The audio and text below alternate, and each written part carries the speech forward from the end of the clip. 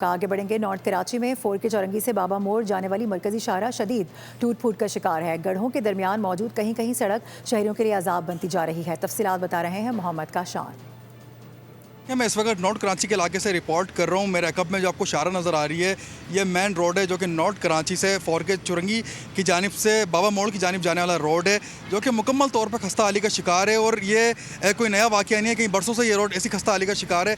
इलाका मकीन शदीद जो है वो परेशानी का भी शिकार है। लेकिन बल्दिया उज़्मा कराची की जानिब से दावा किया जा रहा है कि कराची के रोड्स बना दिए गए, लेकिन ये वो रोड है जो कि मेयर कराची जो दावा करते दिखाई दे रहे हैं। हमने शाहरा बना दिए हैं, कराची की शाहरा क्लियर है। ये वो रोड है जो कि बल्दिया उज़्मा कराची के दावों के ऊपर एक तमाचा भी है। और यहाँ के शहरी मेरे हमरा मौजूद से बात करेंगे। सर, क्या कहना चाहेंगे?